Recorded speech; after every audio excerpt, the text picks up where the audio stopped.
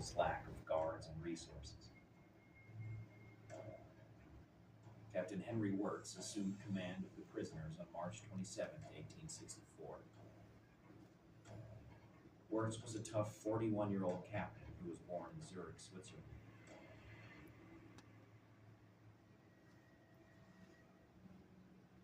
Lieutenant Persons is no longer in command of the prison, but instead, Captain Wirtz came inside today and looked us over. He's not a very prepossessing looking chap.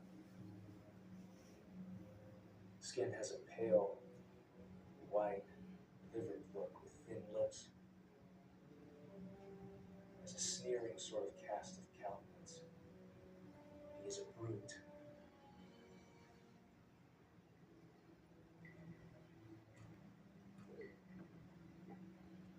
One of Wirtz's first acts was to set up a simple rail fence inside the perimeter of the stockade to prevent any attempt at escape.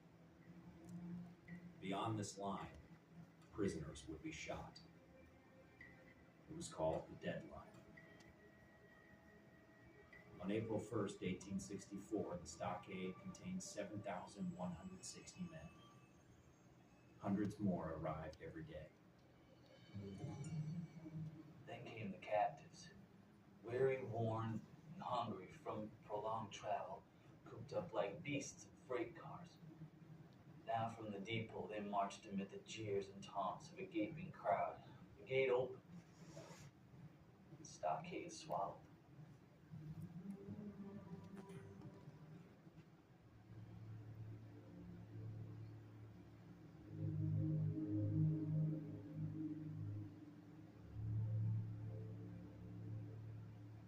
Earlier in the war, Southern and Northern forces exchanged prisoners regularly under an arrangement called the Dix Hill Cartel. But the agreement broke down, in part because the North objected to the Southern policy of treating captured African American soldiers differently. Some had been massacred, others were placed into slavery, and many of their white officers had been executed. No exchange in effect, prison camps in the South and North were more crowded. By May, there were 24,000 men at Andersonville, more than twice the number it was designed to hold.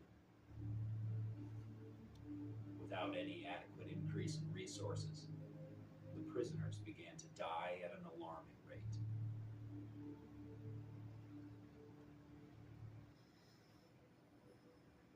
Tell me Thomas Taylor died yesterday. He stubbed his toe against a root some time ago. He'd been barefooted at the time. Got a cold. Bathed in the brook water, which was sure to fester the wound and ultimately became. All those who came in here wounded and dying are the same.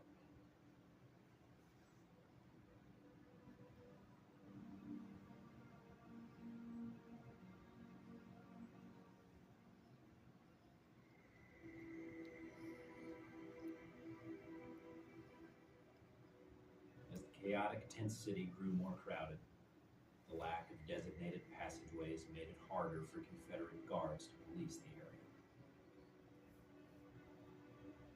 Competition for food and space was fierce. It was not long before desperate prisoners formed gangs that roamed the prison yard, terrorizing their fellow soldiers. These gangs became known as the Raiders. They numbered nearly 200. They were composed of bounty jumpers and natural-born thieves and ruffians. They traveled in bands of 5 to 20. They were armed with sandbag clubs, tough pine clubs, brass knuckles, dirk and bowie knives, and carried pine roots, which had sharp points which had been hardened to the consistency of ebony in slow fire. One blow with this weapon would fracture a man's skull at once.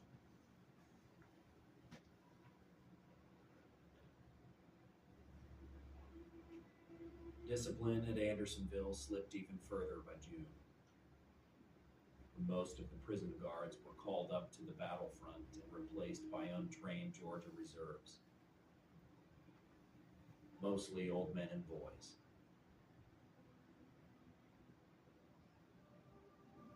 June turned to July. It was a hot summer, even for Georgia. As the prisoners languished inside the stockade, they struggled to find ways to pass the time. Give a Yankee a jackknife and he can make almost anything. The rebels found out the most expert whittlers, furnished them materials to work on, and thus many prisoners earned extra rations in this way. Incoming prisoners brought news of the war. Newspapers were passed around and read voraciously. Even grooming could be a source of entertainment. Well, we had to have some kind of amusement, so they had lice races. They could get a tin plate, make a small ring in the center of the plate, heat it in the sun, drop 2 lice in the center of the plate, and bet on the one getting out of the ring first. See the poor fellows crawl up to look at the lice race, they'd be dead in 30 minutes. Money and goods were smuggled into the prison, and meager amounts of food could be purchased for outrageous prices. But they could keep a man alive. Prisoners constantly tried to escape by tunneling to freedom. Most were recaptured.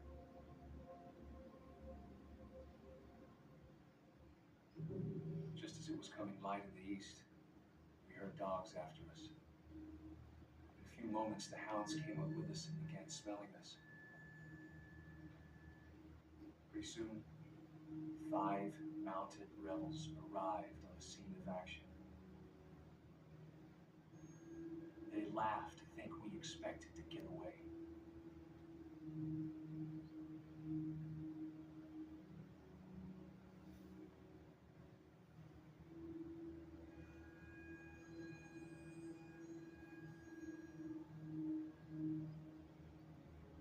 For the most part, the prisoners were powerless to ease their abhorrent living conditions.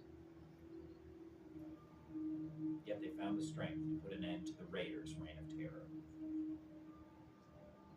The prisoners formed a police squad called the Regulators, and with the approval of Captain Wirtz and the assistance of Confederate guards, they rounded up and arrested the raiders.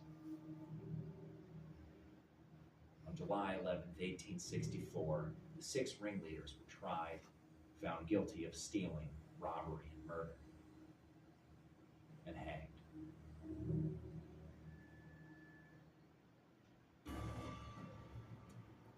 As the 2 armies battled each other through July, Southern stores of food were destroyed in raids. The Union Army shattered the Confederate railroad network, paralyzing the transportation of supplies. With more prisoners and fewer resources than ever, conditions at Andersonville were worsening.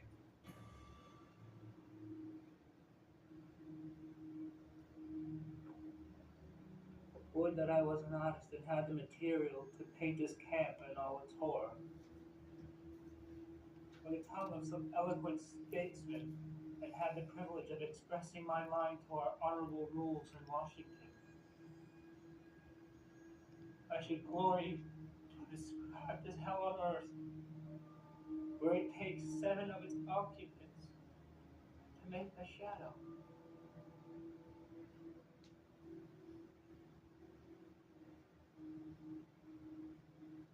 Captain Wirtz approved the request of the prisoners to send a delegation to Washington with a petition signed by their comrades, pleading that the prisoner exchange program be reinstated.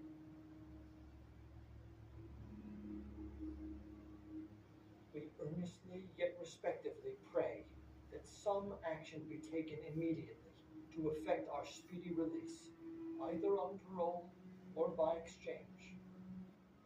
The dictates of both humanity and justice alike, demanding it on the part of our government.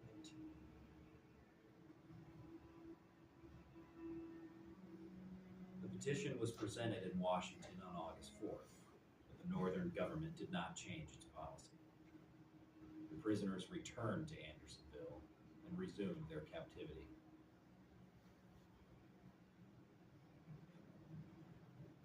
Later in the month, Northern General Ulysses S. Grant confirmed that any exchange of prisoners of war remained out of the question.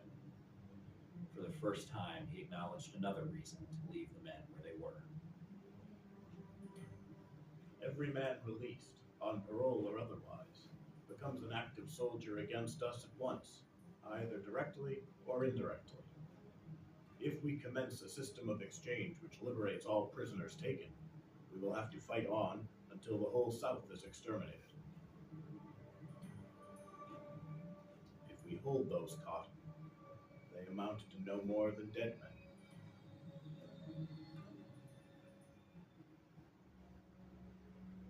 By the beginning of August, the number of prisoners had grown to nearly 33,000, making Andersonville the 5th largest city in the Confederacy. The stockade had been enlarged to encompass 26.5 acres, but this still gave each man not much more than an arm's length of space. Diseases ran rampant. Most common was dysentery with diarrhea. The men also suffered from scurvy, pneumonia, and smallpox. Some of the cases of sickness which have been witnessed during the last few days are horrible in the extreme. One man who lies near our tent was found to have the lower part of the body eaten into whole by maggots. He's been washed by some of the men in his detachment, but can hardly recover. Near him lies one who, although weak from diarrhea, is still able in a measure to help himself, but having lost all ambition, has given up hope and desires only to be left alone to die in his filth.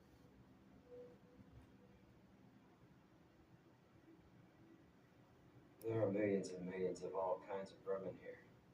Flies, bugs, maggots, lice. Some of them as large as spiders. Once they get the best of you, you're a goner. A great many of the prisoners are hopelessly crazy. Starvation, disease, vermin being the cause. I am somewhat crippled myself, but I managed to try and wash and keep clean. That is the principal thing. 100 have died in the last 24 hours.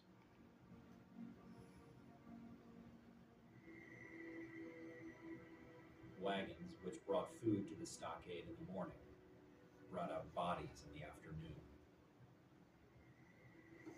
The guards lacked the manpower to dig individual graves, and so prisoners were forced to bury the dead in trenches.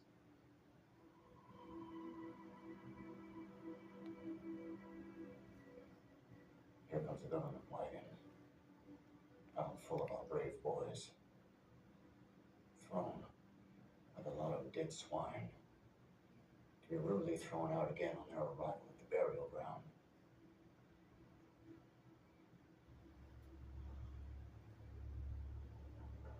Stockade Branch had become a swamp of filth.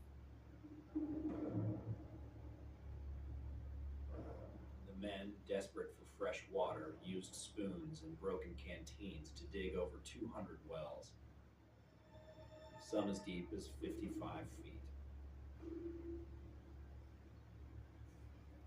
Then, in mid-August, a heavy rainstorm hit Andersonville. Many later said that a bolt of lightning hit the ground just inside the deadline.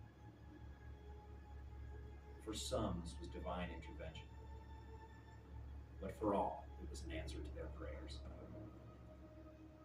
A spring of purest crystal water shot up into the air in a column, and falling in a fan-like spray went babbling down the grade into the noxious brook. Looking across the deadline, we beheld with wondering eyes and grateful hearts the fountain spring.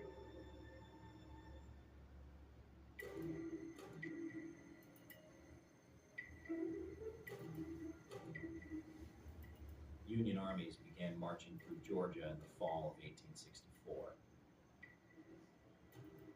When General Sherman's cavalry came within striking distance of Andersonville, most of the prisoners were relocated to other camps. After the threat passed, some men were returned to Stockade during the winter. The last few remaining prisoners were freed from Andersonville during the first week of May 1865, as the Civil War ended. Today came an order from General Davie for us to be paroled and sent north. Will we maybe soon see our sweethearts? Hope it is true.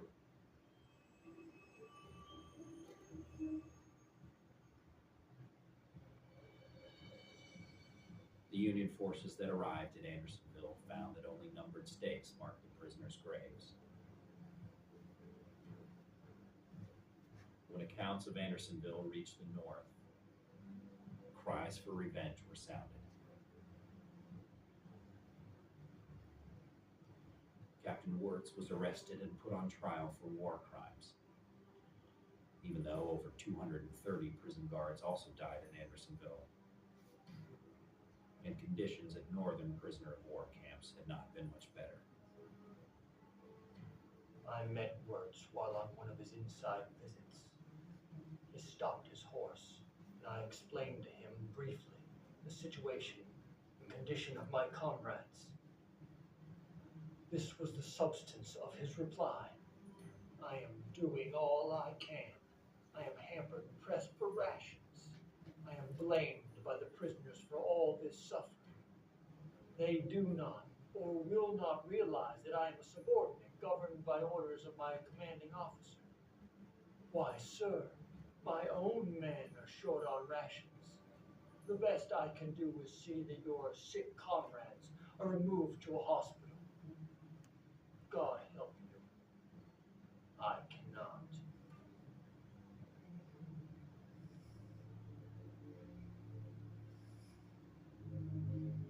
Captain Wirtz was found guilty and hanged in Washington, D.C. He was the only man held responsible for Andersonville.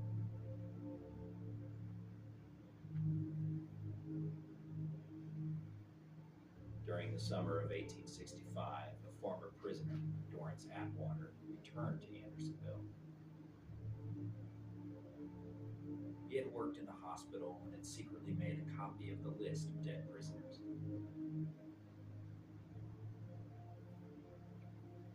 Atwater was accompanied by a woman who would go on to found the American Red Cross, Clara Barton.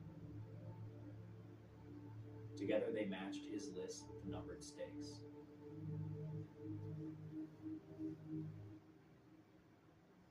Allowing each of the dead to be honored by name.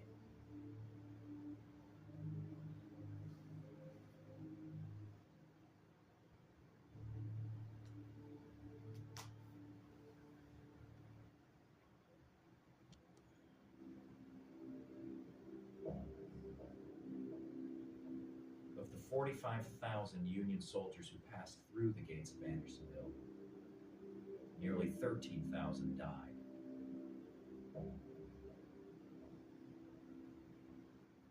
Union and Confederate governments locked in combat.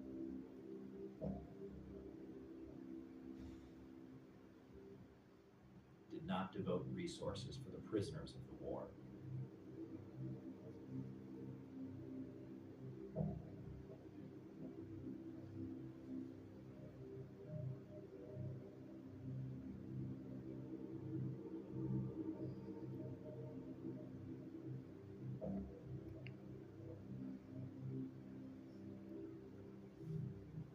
Man, that's awful.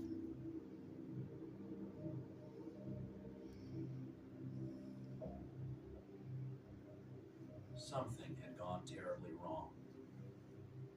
These men, caught in a system that had broken down, paid the price.